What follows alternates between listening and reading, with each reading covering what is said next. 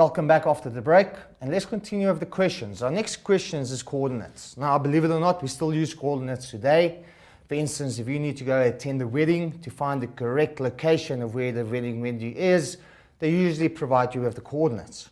Now, in this question, they ask you to provide the coordinates for the reservoir in G4. Now, I'm going to help you with that quickly. If we go to G4, there's 1, 2, 3, 4. There's the reservoir that they're talking about. So now we need to go and read our coordinates. And you get your coordinates from the side. So you start with your latitude. As you can see, it's going to be 22 degrees,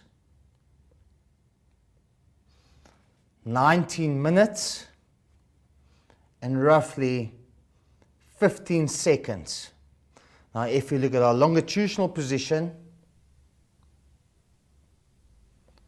it's going to be 30 degrees, and then we're moving to 1, 2, 3 minutes and roughly 50 seconds east. Okay, if you look at G1, there you go. Okay, so let me just quickly write it down for you. The correct answer will be 22 degrees. Always start with your latitude. 19 minutes, 15 seconds south, and it will be 30 degrees, 3 minutes, 50 seconds east. Okay, now let's quickly have a look at our next question. Which one, the topographical map or the orthophoto map, has a larger scale? Now that's quite simple. If you think of a topographical map, 1 to 50,000, orthophoto 1 to 10,000. So in reality, what does it mean? The orthophoto has only been reduced 10,000 times. The topographical map has been reduced 50,000 times. So obviously, which scale is bigger? The orthophoto.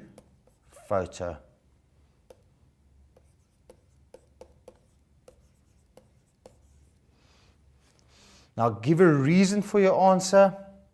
If you look at the reason, and we just mentioned it, the orthophoto, as you look at the orthophoto, there's more detail on it.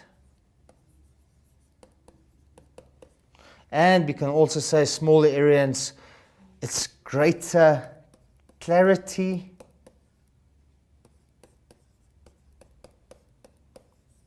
And like I've mentioned before, 1 to 10,000 is larger, the scale, than 1 to 50,000.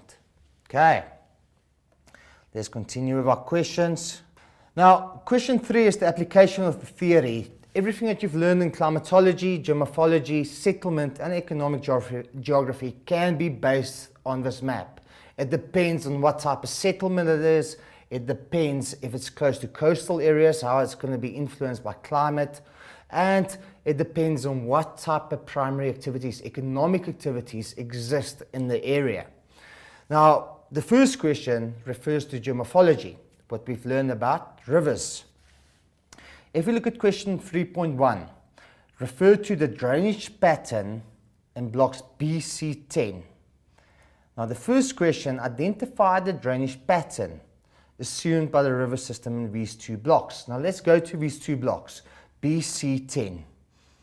There's block B. Now, let's just quickly move to 10. BC10, it's this area over there. Now, immediately, what can I see? All right, BC10, if I need to identify,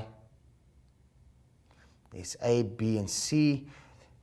As you can see, the rivers joins at acute 90-degree angles.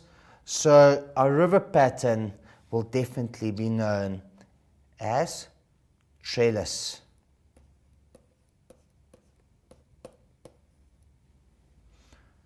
Now, how did we manage to know that?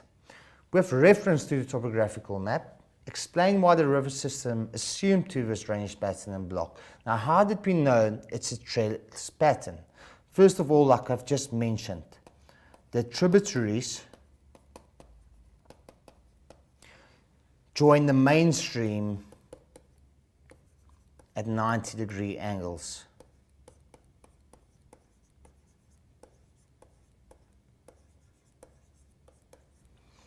Another reason that we can mention, the tributaries is very short.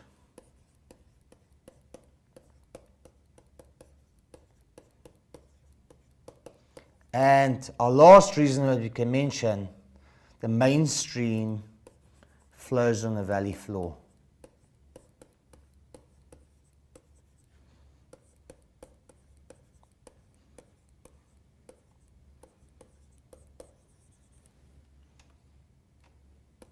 Okay, so there's our 3 reasons why we can identify it as a trellis pattern.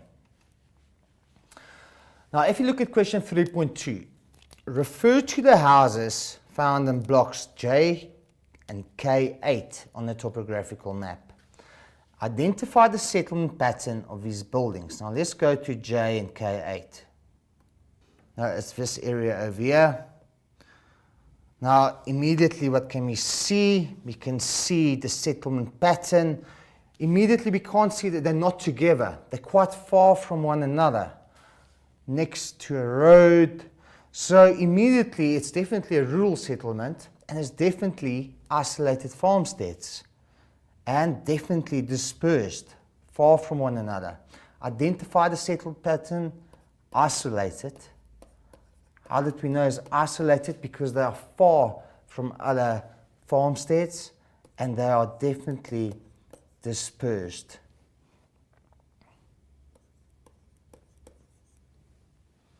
Okay. Give one reason for your answer to question 3.2.1. The buildings are very far from one another.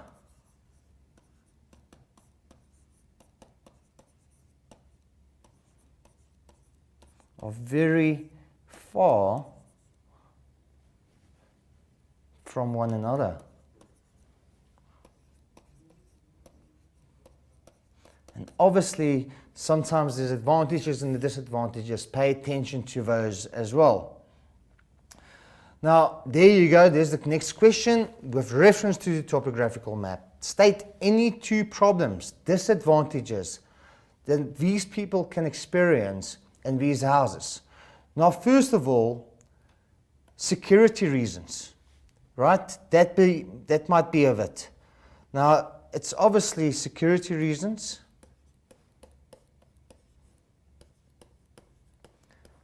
Now, we know about a lot of farm attacks in South Africa, so when they're in trouble, they're quite far from help.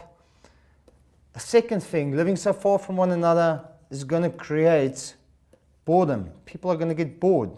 There's no social interaction. Another thing is they're far from services.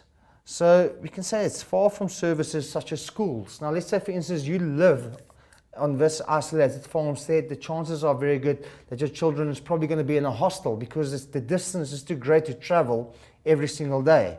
So we can say it's basically it's far from services, and it lacks services such as schools and that, and definitely poor infrastructure, meaning proper roads. It's probably going to be gravel roads is being used because there's not many people using the roads, and unfortunately you can't share ideas and equipment.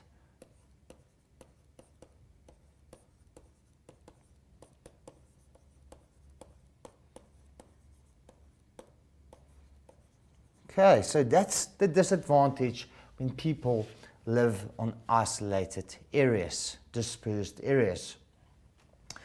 Now, if you look at our next question, the N1 national route passes through Messina on its way to the border post between South Africa and Zimbabwe.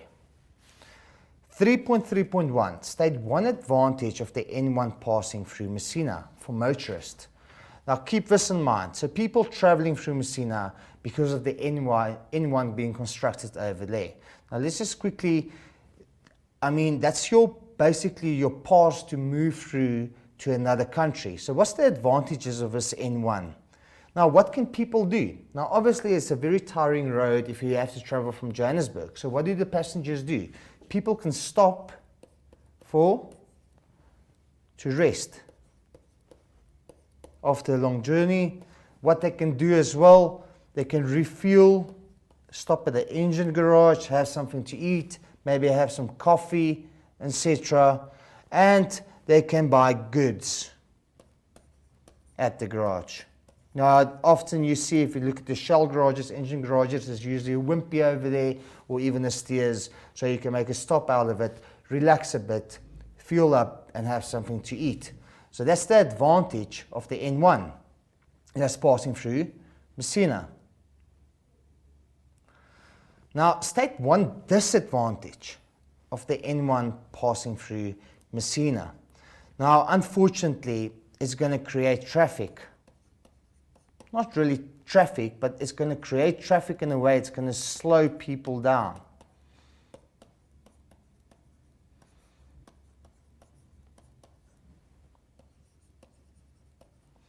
Okay, it can create congestion.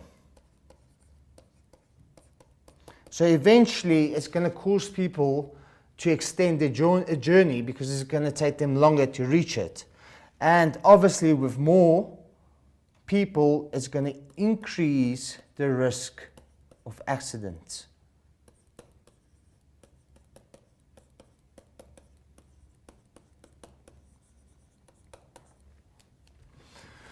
Now, if you look at question 3.4, what evidence on the topographical map and orthophoto map suggests that Messina is a central place town?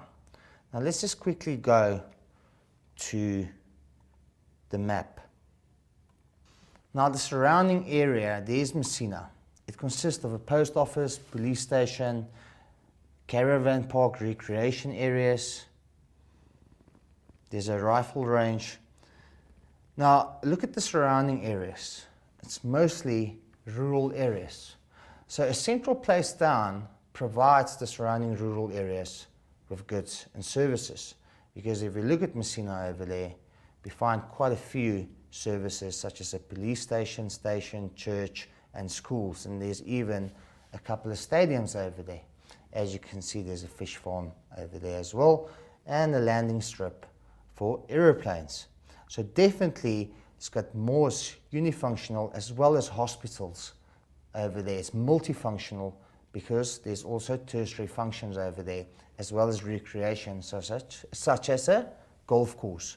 So let's go back to the question.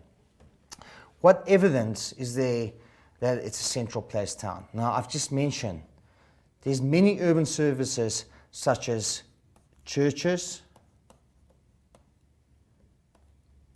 there's schools that we've seen on the map, there's a police station.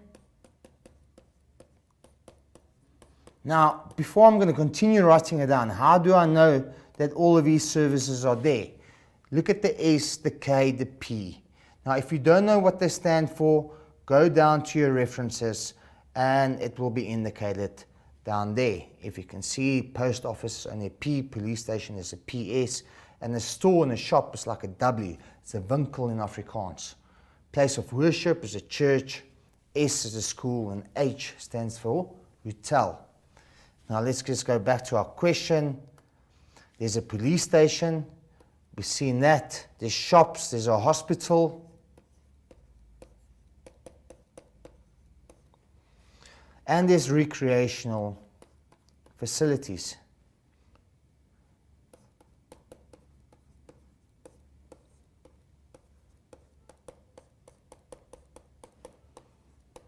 Okay, so basically people from the surrounding rural areas can come and get their goods and come get services from the small town of Messina.